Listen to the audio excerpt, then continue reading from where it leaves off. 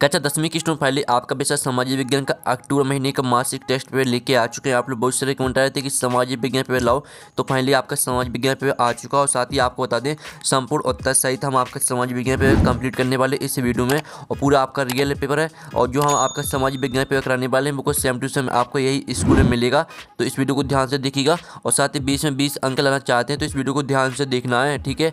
और आपको बता दें कक्षा 10वीं के हमने यहाँ पर सभी विषय के अक्टूबर महीने के जो मासिक टेस्ट पेपर है वो डाल दिए हैं, ठीक है। तो आप हमारे चैनल में जाकर देख सकते हैं, सभी विषय के आपको मिल जाएंगी, संपूर्ण उत्तर सहित हमने डाल दिए हैं। इस वीडियो में हम समाज विज्ञान का, ठीक है, समाज विज्ञान का पेपर कंप्लीट करेंगे। तो वीडियो को लाइक कर लीजिए, चैनल को सब्सक्राइब कर लीजिए, क्योंकि पेपर लाने बहुत ज़्यादा मेहनत लगती है। तो जो लाइक का बटन है उसे यहाँ पर जरूर से दबा दीजिए, ठीक है। तो आप यहाँ पर देख लीजिए समझ जो आपका मासिक टेस्ट कक्षा 10 सामाजिक विज्ञान, ठीक है, अक्टूबर। तो चलिए जो आपका सामाजिक विज्ञान पेपर वो देख लेते हैं। तो आप यहाँ पर देख लीजिए सही विकल्प चुनकर लिखिए, आपके 5 नंबर के आते हैं सही विकल्प, ठीक है। तो आपको यहाँ पर ध्यान से देखना है। और साथ ही स्टूडेंट आप यहाँ पर देख लीजिए वे फसलें जो वर्षा ऋतु के आरंभ में बोई जाती हैं, ठीक है, निम्नलिखित में से क्या कहलाती हैं। तो आप यहाँ पर देख लीजिए आपका आता रबी फसल, बाता आपका खरीफ फसल, और आपका साता जायद फसल, और दाता उपरोक्त में से कोई नहीं। तो जो आपके यहाँ पर दिया गया, ठीक है, वे फसलें जो वर्षा ऋतु के आरंभ में बोई जाती हैं निम्नलिखित में से क्या कहलाती हैं। तो इसका राइट आंसर आपका हो जाएगा खरीफ फसल, ठीक है, खरीफ फसल आपका राइट आंसर रहेगा। फिर आपको यहाँ पर अच्छे से याद करते जाना, ठीक है। वीडियो को ध्यान से देखिए और सुनिए, जो ऑब्जेक्ट रहेंगे ऑब्जेक्ट आपको बिल्कुल यहीं पे याद कर लीजिएगा, ठीक है।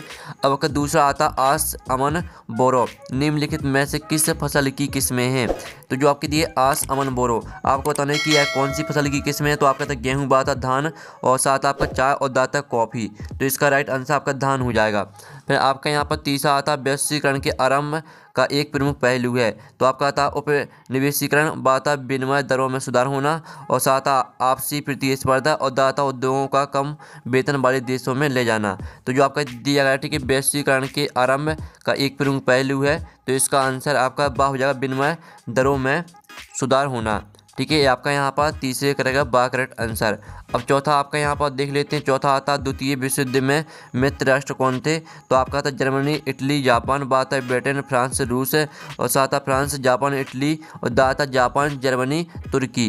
तो जो आपका चौथा सही विकल्प दिया गया, ठीक है, द्वितीय विश्व युद्ध में मित्र राष्ट्र कौन थे। तो इसका राइट आंसर आपका ब्रिटिश, फ्रांस, रूस हो जाएगा, ठीक है। फिर आप पाँचवा आप यहाँ पर देख लीजिए, पाँचवा आता निम्नलिखित में से कौन लोकमत के मार्ग में बाधक है। तो आपका था जातिवाद, बात आपका शिक्षा, और साता जागरूकता, दाता स्वतंत्रता। तो जो आपका दिया गया निम्नलिखित में से कौन लोकमत के मार्ग में बाधक है। तो इसका आंसर आपका हो जाएगा जातिवाद, ठीक है, जातिवाद आपके यहाँ पर करेक्ट आंसर रहने वाला है। तो इस तरह से जो आपके सही विकल्प है वो आपके कंप्लीट हो जाते हैं, ठीक है। और वीडियो को लाइक कर लीजिए, और साथ ही इस वीडियो को अपने दोस्तों तक शेयर कर दीजिए, जिससे वो भी सामाजिक विज्ञान के पेपर में, ठीक है, 20 में 20 अंक ला सकें, ठीक है। अब चलिए आपका नेक्स्ट प्रश्न देख लेते हैं। तो प्रश्न आपका दो आता रिक्त स्थान की पूर्ति कीजिए, आपके 3 नंबर के आते हैं। तो आप यहाँ पर देख लीजिए पहला आता देश में रबड़ का सबसे बड़ा उत्पादक राज्य डॉट डॉट है।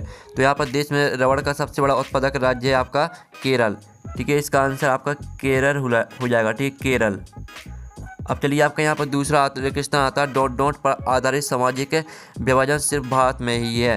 तो इसका आंसर है जाति, ठीक है। आप यहाँ पर देख लीजिए इसका आंसर आपका जाति हो जाएगा, जाति पर आधारित सामाजिक विभाजन सिर्फ भारत में ही है। तो दूसरे का आंसर आपका जाति रहेगा।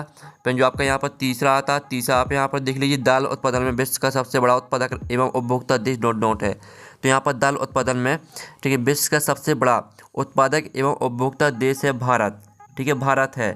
तो भारत आपका राइट आंसर हो जाएगा तीसरे रिक्त स्थान का।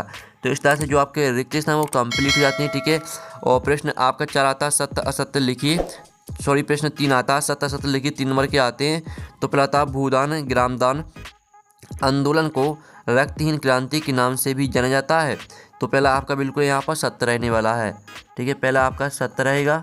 फिर जो आपका दूसरा आता है ज्वार, बाजरा और रागी भारत में उगाए जाने वाले मोटे अनाज की किस्में हैं। तो दूसरा आपका बिल्कुल यहाँ पर सत्य रहने वाला है, ठीक है। तो अच्छे से याद कर लीजिएगा। फिर आपका तीसरा आता भारत का संविधान धर्मनिरपेक्ष है। तो आपका यह भी सत्य रहेगा, ठीक है।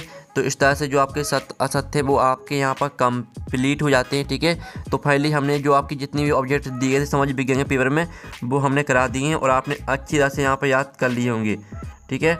अब चलिए आपका यहाँ पर प्रश्न आपका 4 देख लेते हैं, जिसमें आपका 2 नंबर का रहेगा प्रश्न 4। ठीक है, स्थानांतरित कृषि की कोई 2 विशेषताएं लिखिए। ठीक है, तो चलिए जो इनकी आंसर है वो हम आपको दिखा देते हैं। ठीक है, तो आपको यहाँ पर ध्यान से देखना है और साथ ही वीडियो को यार लाइक ज़रूर कर लीजिए, क्योंकि हम बड़ी मेहनत से आपके लिए पेपर लाते हैं। तो आप यहाँ पर देख लीजिए, ये रही आपकी स्थानांतरित कृषि की विशेषताएँ। ठीक है, आप यहाँ पर देख लीजिए, पेड़ों को काटकर तथा जलाकर भूमि के टुकड़ों को साफ किया जाता है। इस प्रकार की कृषि पर मानसून मृदा की प्राकृतिक उर्वरता तथा अन्य पर्यावरणीय परिस्थितियों की उपयोगिता पर निर्भर करता है। ठीक है, इस तरह से आपको तीसरी आती प्रति हेक्टेयर उत्पादन बहुत कम होता है, क्योंकि किसान उर्वरक खाद तथा अन्य आधुनिक तकनीकों का प्रयोग नहीं करते। ठीक है, चौथा आप यहाँ पर विशेषता देख लीजिए, तो यहाँ से आपको 2 विशेषता याद कर लेनी है। अब चलिए जो इसका अथवा वाला आता है तो अथवा देख लेते हैं। ठीक है, वाणिज्यिक कृषि किसे कहते हैं, तो इसका जो आंसर रहेगा वो आप यहाँ पर देख लीजिए। इसका आंसर रहेगा वाणिज्यिक कृषि में फसल उत्पादन और पशुपालन बाजार में विक्रय हेतु किया जाता है। ये आपका चौथे का, यानी वाणिज्यिक कृषि किसे कहते हैं, ये उसी की परिभाषा है। तो ये आपका चौथे का अथवा का आंसर यहाँ पर हो जाता है, तो आपको अच्छे से याद कर लेना है। अब चलिए जो आपके यहाँ पर दिया गया, ठीक है, प्रश्न 5, आयात शुल्क से क्या तात्पर्य है। तो इसका आंसर देख लीजिए। आयात शुल्क का मतलब है विदेश से आयात किए जाने वाले माल पर लगाए जाने वाला कर। इसे सीमा शुल्क, टैरिफ या आयात कर भी कहा जाता है। आयात शुल्क सरकार के लिए राजस्व का एक स्रोत है और घरेलू उद्योगों को विदेशी प्रतिस्पर्धा से बचाने का एक तरीका है। ये आपका 5वें क्वेश्चन का आंसर हो जाएगा। ठीक है, तो आपको अच्छे से याद कर लेना है। अब चलिए आपके यहाँ पर देख लेते हैं, इसका अथवा आता है ब्रेटन वुड्स समझौते का क्या अर्थ है। ठीक है, तो जो इसका आंसर रहेगा वो आप यहाँ पर देख लीजिए। इसका आंसर रहेगा ब्रेटन वुड्स समझौता 1944 में अमेरिका स्थित न्यू हैम्पशायर के ब्रेटन वुड्स नामक स्थान पर हुआ था। इसका उद्देश्य औद्योगिक विश्व में आर्थिक स्थिरता तथा पूर्ण रोजगार को बनाए रखना था। इसके लिए राष्ट्रीय मुद्राओं तथा मौद्रिक व्यवस्थाओं का अंतर्राष्ट्रीयकरण, ठीक है, किया गया। ये आपका 5वें का अथवा का आंसर यहाँ पर हो जाता है। ठीक है, तो अच्छे से याद कर लीजिएगा। और आप चलिए आपके यहाँ पर क्वेश्चन 6 आता है। ठीक है, जिसमें आप यहाँ पर देख लीजिए, भारतीय राजनीति में महिलाओं का प्रतिनिधित्व बहुत कम होने के कोई 2 कारण लिखिए। तो जो इसका आंसर रहेगा वो आप यहाँ पर देख लीजिए। ये रहे आपके 2 कारण, महिलाओं में राजनीतिक जागरूकता का अभाव है, और दूसरा हो जाएगा पुरुष अभी भी महिलाओं को आगे नहीं देते, और तीसरी आपका कारण रहेगा राजनीतिक दल महिलाओं को उनकी जनसंख्या के अनुपात में टिकट नहीं देते। चौथा आपका कारण रहेगा महिलाओं में शिक्षा का अभाव है। ठीक है, इस तरह से आपको 6वें क्वेश्चन का आंसर याद कर लेना है। अब चलिए आपके यहाँ पर आता है श्रम के लैंगिक विभाजन से क्या आशा है। तो 6वें का अथवा का आंसर देख लीजिए। जब ऐसा माना जाता है कि कुछ कार्य महिलाओं के लिए और कुछ पुरुषों के लिए ही बने हैं, तो ऐसी स्थिति को श्रम का लैंगिक विभाजन कहते हैं। ठीक है, इस तरह से आपका 6वें का अथवा का आंसर हो जाता है। अब चलिए आपका यहाँ पर 7वां क्वेश्चन देख लेते हैं। तो 7वां क्वेश्चन आता है भारतीय अर्थव्यवस्था पर महामंदी के कारण पड़ने वाले 3 प्रभावों की व्याख्या कीजिए। तो जो इसका आंसर रहेगा वो आप यहाँ पर देख लीजिए। ये आपका 7वें क्वेश्चन का आंसर है। ठीक है, 3 कारण आपको लिखने थे। तो आपका पहला कारण यहाँ पर दिया, दूसरा, तीसरा, चौथा, 5वां। ठीक है, तो यहाँ से याद कर लीजिएगा। अब चलिए इसका जो अथवा वाला 7वें का वो देख लेते हैं। गहन जीविका कृषि की कोई 3 विशेषताएँ लिखिए। तो आप यहाँ पर देख लीजिए, ये रही आपकी गहन जीविका कृषि की 3 विशेषताएँ। ठीक है, इसमें ज़्यादा श्रम, पूंजी, रासायनिक उर्वरक और कीटनाशक का इस्तेमाल होता है। इसमें कम प्रति अनुपात होता है। ठीक है, इसमें ज़्यादा फसलें उगाई जाती हैं। इस तरह से आपका 7वें का अथवा का आंसर हो जाता है।